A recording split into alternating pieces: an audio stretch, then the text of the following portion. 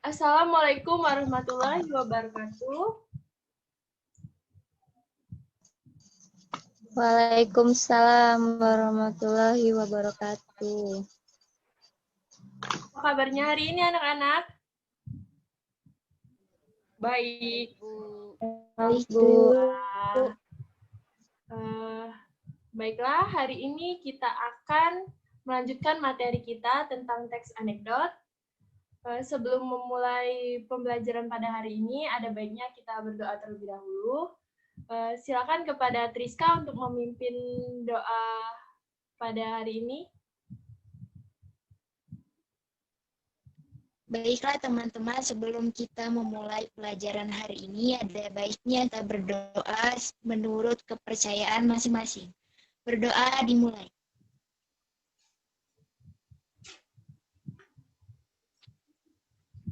Berdoa selesai.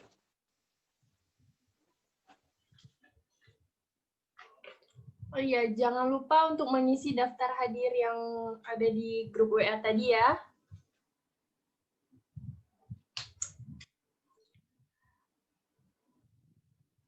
Iya, Bu.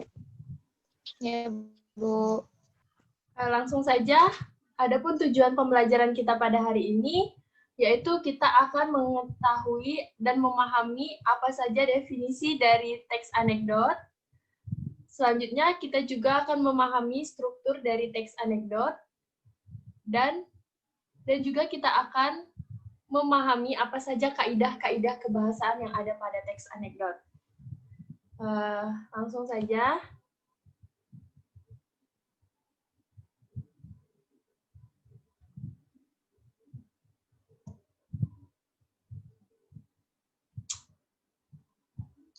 Materi kita hari ini tentang teks anekdot. Sebelumnya, apakah anak-anak sekalian tahu apa itu teks anekdot? Tahu, Bu. Ya, kepada Ika, apa itu teks anekdot? Cerita singkat yang memiliki unsur lucu dan sindiran, Bu. Ya, iya benar. Teks anekdot itu adalah cerita singkat yang menarik dan mengesankan. Biasanya di dalamnya mengandung unsur lucu dan juga mempunyai makna sindiran mengenai orang penting atau yang terkenal. Jadi teks anekdot ini sebuah cerita dalam bentuk dialog atau sebuah karangan yang berisikan tentang orang penting dan juga mengandung unsur lucu dan juga memiliki makna sindiran. Jadi teks anekdot ini juga dibuat sebagai salah satu bentuk dari penyadaran sosial yang menyampaikan realitas sosial dengan cara yang unik, seperti dengan sebuah dialog yang di dalamnya ada unsur lucu dan mengandung makna sindiran. Sebelumnya, ada yang tahu struktur dari teks anekdot itu apa? Tahu. Ya, Saya kepada tahu. Umi. Ada Ya, berapa saya tahu. unsur struktur dari teks anekdot? Ada 5. Iya, boleh disebutkan. Yang pertama itu abstraksi, yang kedua orientasi, yang ketiga krisis, yang keempat reaksi, dan yang terakhir itu koda. Ya, benar. Yang pertama itu ada abstraksi. Abstraksi di sini memberikan gambaran tentang isi teks tersebut, di mana saat kita membacanya, kita dapat mengilustrasikan cerita yang ada pada teks tersebut. Yang kedua itu ada orientasi, di mana bagian ini menunjukkan awal kejadian atau latar belakang dari peristiwa tersebut. Umumnya penulis bercerita dengan detail pada bagian ini. Jadi orientasi ini adalah awal dari kejadian yang ada pada teks tersebut. Baiklah, selanjutnya ada krisis, di mana terjadinya hal atau masalah yang unik atau tidak biasa. Krisis ini dimaknai sebagai saat terjadinya ketidakpuasan atau kejanggalan. Jadi krisis pada teks anekdot ini termasuk pokok masalah dalam sebuah teks tersebut. Dan yang keempat ada reaksi.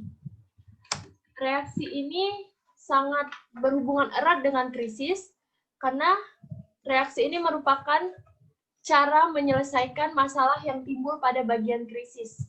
Reaksi ini berkaitan dengan tanggapan atau kejadian sebelumnya. Jadi, krisis merupakan pokok masalah dalam sebuah teks tersebut, sedangkan reaksi ini adalah suatu cara untuk penyelesaian dari struktur krisis ini. Dan yang terakhir, itu ada koda. Seperti pada teks lainnya, koda merupakan bagian akhir cerita, terdapat kesimpulan tentang kejadian yang diceritakan oleh penulis. Koda juga merupakan penutup dari teks tersebut. Baiklah, selanjutnya ada kaidah kebahasaan teks anekdot. Menurut Pardiono, tahun 2007, teks anekdot umumnya menggunakan kalimat deklaratif dan pernyataan kausal pada bagian abstrak. Penulisan teks anekdot ini sama seperti teks lainnya, memperhatikan kaidah penulisan. Berikut merupakan kaidah-kaidah penulisan dalam teks anekdot. Ada 9 kaidah kebahasaan dari teks anekdot. Yang pertama, kita harus menggunakan pertanyaan retorika atau kalimat pertanyaan yang tidak membutuhkan jawaban. Seperti pada contoh, itu kita menggunakan pertanyaan, apakah kamu tahu? Nah, di situ pertanyaan tersebut tidak membutuhkan jawaban. Dan yang kedua, menggunakan kata kerja. Aksi seperti menulis, membaca, berjalan, dan sebagainya. Dan yang ketiga, teks anekdot ini disajikan dalam bahasa yang lucu. Di dalam sebuah cerita teks anekdot, terdapat bahasa-bahasa yang lucu dan memiliki makna tersendiri. Dan yang keempat, berisi peristiwa yang membuat jengkel. Di dalam teks anekdot itu biasanya terdapat cerita-cerita yang membuat pembaca itu jengkel ketika membaca cerita tersebut. Dan yang kelima, pastinya seperti pada definisinya tadi, bahwa teks anekdot ini merupakan teks yang berisikan sebuah sindiran. Nah, jadi di dalam teks anekdot itu sendiri, selain mengandung unsur lucu, dan juga terdapat sindiran yang biasa dimaknai untuk orang penting atau orang-orang yang terkenal. Yang keenam, menggunakan konjungsi waktu. Nah, di sini teks anekdot ini biasanya menggunakan konjungsi waktu seperti kemudian, setelah itu, dan lalu. Dan yang ketujuh, menggunakan makna yang menyatakan peristiwa masa lampau. Yang kedelapan, mengandung kebenaran tertentu. Nah, teks anekdot ini biasanya mengandung unsur-unsur kebenaran yang ada pada kenyataan. Dan yang terakhir itu menggunakan kalimat perintah atau menggunakan kalimat seru. Nah, jadi ini merupakan kaidah-kaidah kebahasaan teks anekdot menurut Pardiono tahun 2007. Selanjutnya kita akan melihat contoh dari teks anekdot. Nih. Di sini ada contoh teks anekdot dan juga struktur-strukturnya.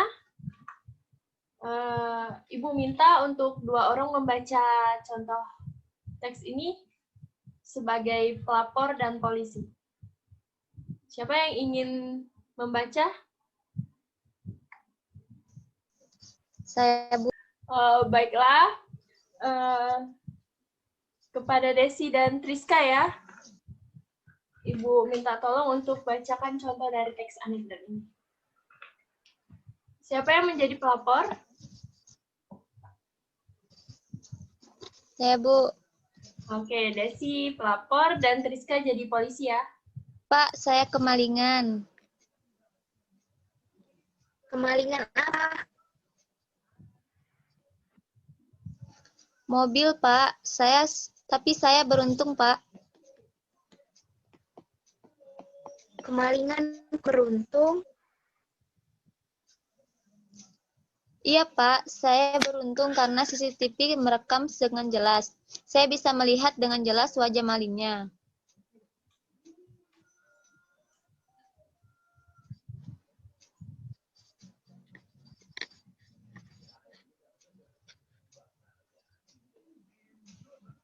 Sudah izin maknya untuk rekam? Belum. Itu ilegal. Anda saya rekam. Baik, terima kasih kepada Desi dan Triska yang sudah membaca contoh dari teks anekdot ini. Nah, di sini ada struktur yang sudah Ibu buat. Jadi pada bagian seorang warga melapor kemalingan, itu merupakan abstraksi dari teks anekdot. Dan yang kedua, itu ada orientasi, pelapor, dan polisi. Dan yang ketiga itu ada krisis. Pada bagian contoh tersebut terdapat krisisnya. Dan selanjutnya, keempat itu ada reaksi, di mana sebuah penyelesaian dari krisis yang ada pada teks anekdot tersebut. Dan yang terakhir itu adalah bagian koda, di mana pelapor hanya bisa pasrah tak berdaya. Nah, dari contoh ini, apakah anak-anak sekalian sudah mengerti? Sudah, Bu. Sudah, Bu.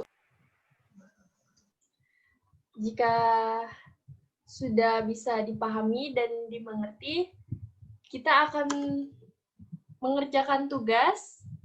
Jadi selanjutnya, jika bisa dipahami dan dimengerti, kita akan mengerjakan tugas. Di sini Ibu telah membuatkan barcode tugas. Kalian tinggal men-scan barcode tersebut dan kerjakan tugasnya dengan baik dan benar. Jika tugasnya sudah dikerjakan, kalian bisa mengirimkannya di grup WA kita sampai dengan jam 10 malam nanti. Baiklah, dari penjelasan materi yang Ibu sampaikan, apakah dari kalian ada yang ingin ditanyakan? Tidak ada. Tidak, Bu. Baiklah. Sekian materi yang Ibu sampaikan hari ini. Kerjakan tugasnya dan terakhir dikumpul jam 10 malam ini ya. Baik, Bu. Baik, Bu. Baik, Bu. Baik. Sekian pertemuan kita pada hari ini. Ibu akhiri. Wassalamualaikum warahmatullahi wabarakatuh. Waalaikumsalam warahmatullahi wabarakatuh.